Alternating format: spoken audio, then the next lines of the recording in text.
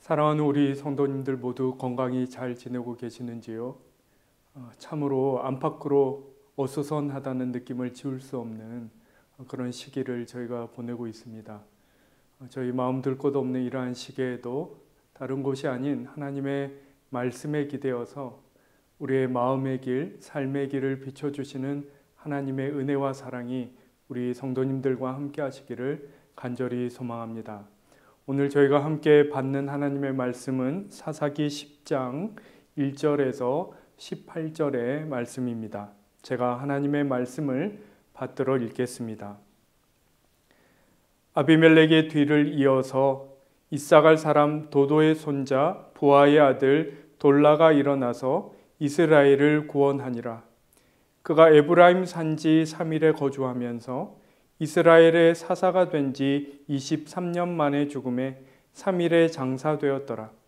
그 후에 길르앗 사람 야일이 일어나서 22년 동안 이스라엘의 사사가 되니라. 그에게 아들 30명이 있어 어린 낙이 30을 탔고 성읍 30을 가졌는데 그 성읍들은 길르앗 땅에 있고 오늘까지 하봇 야일이라 부르더라. 야일이 죽음에 가몬에 장사되었더라. 이스라엘 자손이 다시 여호와의 목전에 악을 행하여 바알들과 아스다롯과 아람의 신들과 시돈의 신들과 모압의 신들과 암몬 자손의 신들과 블레셋 사람들의 신들을 섬기고 여호와를 버리고 그를 섬기지 아니하므로 여호와께서 이스라엘에게 진노하사 블레셋 사람들의 손과 암몬 자손의 손에 그들을 파시매 그 해에 그들이 요단강 저쪽 길르앗에 있는 아모리 족속의 땅에 있는 모든 이스라엘 자손을 쳤으며 18해 동안 억압하였더라. 암몬 자손이 또 요단을 건너서 유다와 베냐민과 에브라임 족속과 싸움으로 이스라엘의 공고가 심하였더라. 이스라엘 자손이 여호와께 부르짖어 이르되 우리가 우리 하나님을 버리고 바알들을 섬김으로 주께 범죄하였나이다 하니 여호와께서 이스라엘 자손에게 이르시되 내가 애굽 사람과 아모리 사람과 암몬 자손과 블레셋 사람에게서 너희를 구원하지 아니하였느냐. 또 시돈 사람과 아말렉 사람과 마온 사람이 너희를 압제할 때에 너희가 내게 부르짖음으로 내가 너희를 그들의 손에서 구원하였거늘 너희가 나를 버리고 다른 신들을 섬기니 그러므로 내가 다시는 너희를 구원하지 아니하리라. 가서 너희가 택한 신들에게 부르짖어 너희의 환난 때에 그들이 너희를 구원하게 하라 하신지라. 이스라엘 자손이 여호와께 여쭈되 우리가 범죄하였사오니 주께서 보시기에 좋은 대로 우리에게 행하시려니와 오직 주께 구하옵나니 오늘 우리를 건져내옵소서 하고 자기 가운데에서 이방 신들을 제하여 버리고 여호와를 섬기매 여호와께서 이스라엘의 공고로 말미암아 마음에 근심하시니라.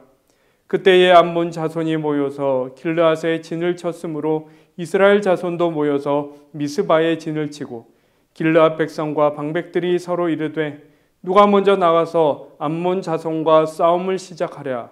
그가 길르앗 모든 주민의 머리가 되리라 하니라. 아멘.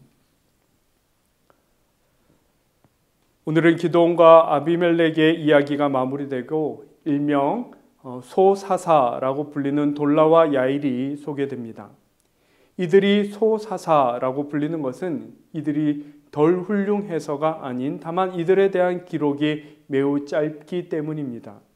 우리가 대선지서, 소선지서 이렇게 분류하는데 그것이 선지자의 어떤 자질을 평가하는 것이 아닌 분량의 많고 적음을 의미하는 것과 같은 이치이지요. 하지만 여기서도 사사기의 특징, 사사기의 초점이 어디에 있는지는 이 짧은 기록들 안에서도 저희가 충분히 헤아릴 수 있습니다.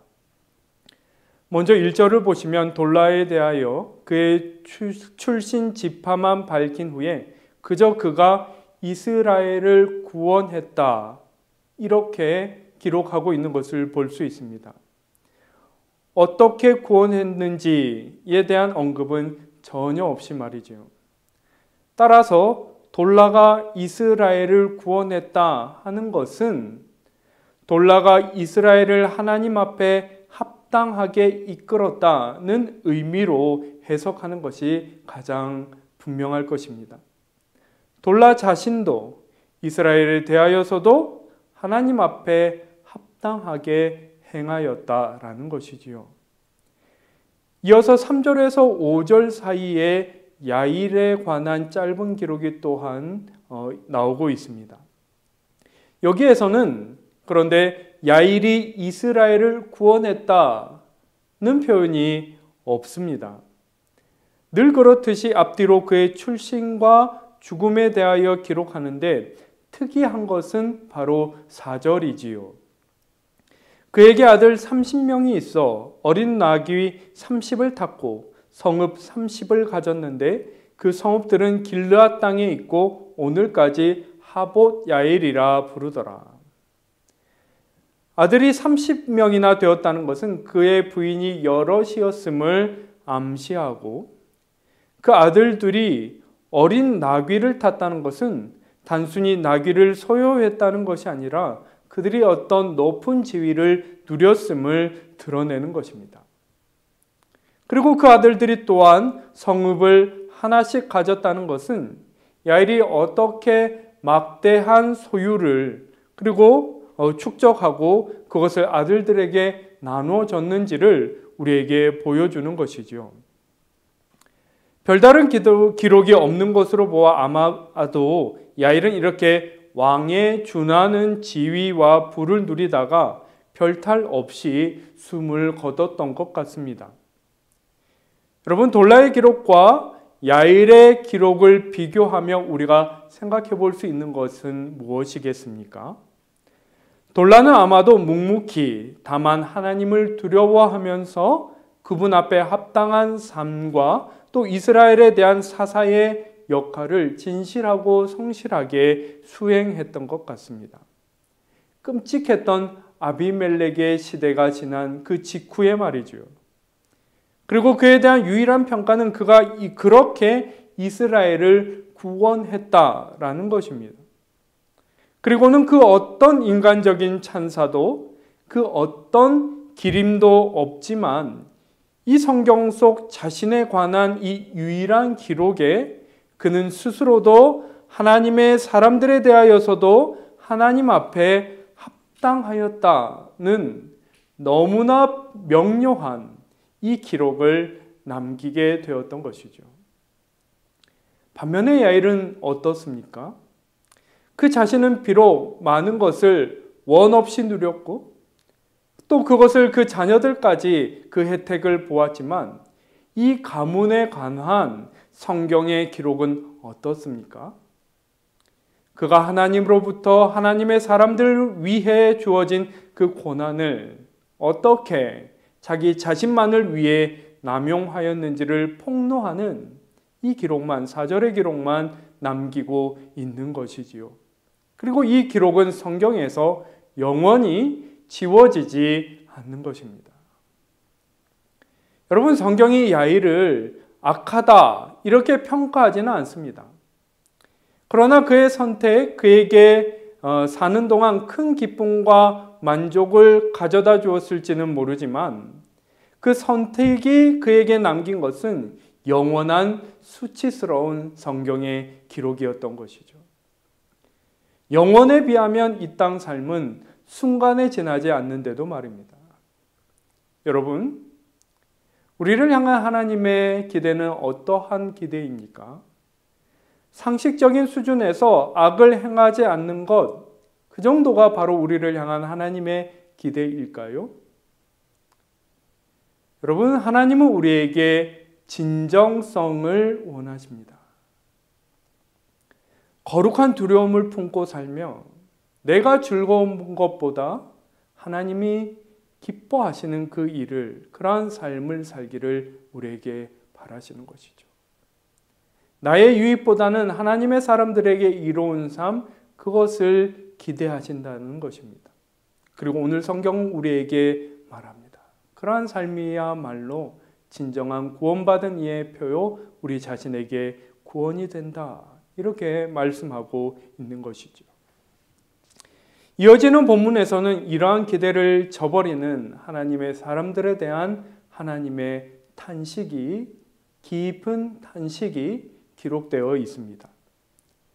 사사기 안에서 5번째 대사사인 입다의 기록은 이스라엘 자손이 다시 여호와 앞에 악을 행하였다라는 진술로 시작되고 있습니다. 그런데 어디서 그렇게 악을 행하였다 기록하고 있습니까? 본문 6절을 보시면 여호와의 목전에서 이렇게 기록하고 있는 것이죠. 눈목 앞전. 하나님의 눈앞에서 악을 행했다는 것입니다. 여러분, 이것은 사실 성경의 매우 독특한 표현이라고 할 수 있는데, 금방 생각하듯 어떤 감시의 눈초리를 의미하는 것이 아니라 이것은 거리를 나타내는 말이다. 이렇게 말씀드릴 수 있겠습니다. 하나님의 목전에서라는 말은 우리가 하나님의 그 가시거리 안에 있다라는 것이지요. 우리는 하나님을 볼 수 없으므로 우리가 하나님에 대해서는 이 표현을 쓸 수 없지만, 그렇게 보이지 않지만 우리를 마주하시는 하나님의 자리, 우리를 향해 하나님이 유지하시는 그 거리는 어떠하다라는 것입니까? 하나님은 눈길 닿는 거리를 유지하시며 우리와 함께하고 계시다라는 것이죠. 여러분, 이 표현은 무엇보다도 우리를 향한 하나님의 사랑을 나타내는 말입니다. 결코 우리를 떠나지 아니하시는, 결코 우리를 홀로 두지 아니하시는, 어떠한 순간에도 우리를 놓치지 아니하시는 그 하나님의 사랑을 나타낸다라는 것이죠. 또 동시에 그것은 우리를 향한 하나님의 기대를 나타내는 말이기도 합니다. 우리 편에서도 하나님과의 그 가시거리를 유지하기를 하나님 우리에게 바라시는 것이죠. 이러한 맥락에서 앞서 돌라는 그 가시거리를, 하나님과의 가시거리를 유지한 반면 야일은 그 거리를 벗어난 것이다, 이렇게 볼 수 있는 것입니다. 여러분, 그런데 진짜 비극은 무엇입니까? 사사 입다의 시대에 접어들어 하나님의 사람들 그 대부분이 그 거리를 벗어났다라는 것이지요. 그래서 한동안 유지되었던 그 선순환이 이렇게 끊어지고 다시금 사사기 특유의 그 악순환이 발동하는 것을 우리가 볼 수 있습니다. 7절을 보시면 적이 침입해 오고 하나님의 사람들이 이방인들에게 대패하고 대적의 억압 아래 끔찍한 세월을 보내는 이 지긋지긋한 악순환이 다시금 발동하여 반복되는 것이죠. 이에 13절을 보시면 하나님이 뭐라고 말씀하십니까? 너희가 나를 버리고 다른 신들을 섬기니 그러므로 내가 다시는 너희를 구원하지 아니하리라. 여러분, 내가 어떤 실수 끝에 하나님 앞에서 이 말씀을 들었다고 한번 상상해 보시지요. 내가 다시는 너를 구원해 주지 않을 것이다.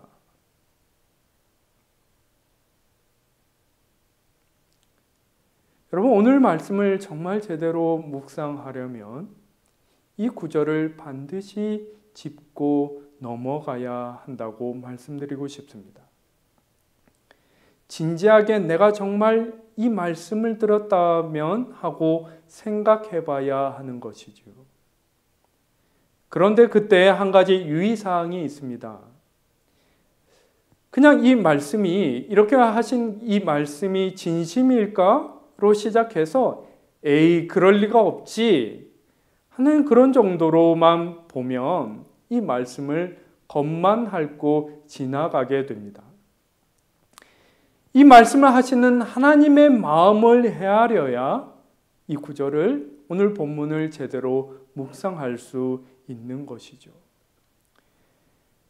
내가 다시는 너희를 구원하지 아니하리라. 여러분, 이것은 지금 하나님께서 지고한 사랑을 바쳤던 여인에게 배신당한 사람의 그 가슴이 찢어지는 듯한 그 아픔을 다름 아닌 우리 하나님께서 느끼고 계심을, 그것을 지금 감당하고 계심을 우리에게 드러내는 그런 구절입니다.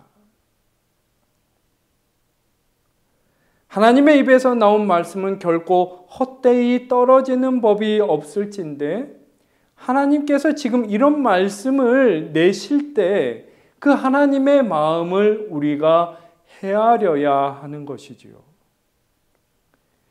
여러분, 우리가 기억해야 할 것이 있습니다.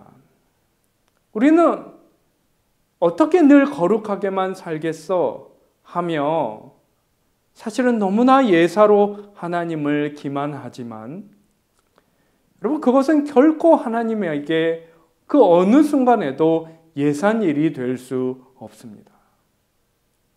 하나님은 언제나 우리의 기만과 우리의 배신에 가슴이 찢어지는 듯한 아픔을 느끼시는 분이시라는 것이죠.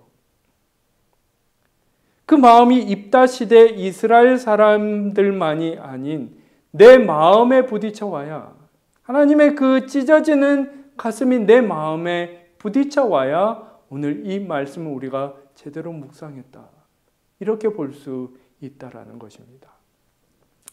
사랑하는 여러분, 결론적으로 말씀드리면 하나님의 이 말씀은 역사적으로 허언, 빈말이었던 것으로 드러납니다. 하나님은 끝끝내 자신의 사람들을 포기하지 못하셨기 때문이죠. 하나님은 끝끝내 우리와의 그 가시거리를 끝까지 지켜내셨던 것입니다.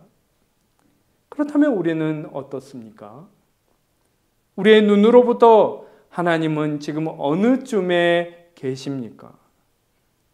정말 우리의 시선 안에 그분이 지금 들어와 있습니까? 이 말씀 앞에서 그렇다고 우리는 대답할 수 있습니까? 오늘 이 말씀이 우리의 심령과 삶 가운데 불을 밝히시어 하나님을 바라보는 그 눈길이 우리 가운데 회복되며 더욱 밝아지기를 간절히 소망합니다. 기도드리겠습니다.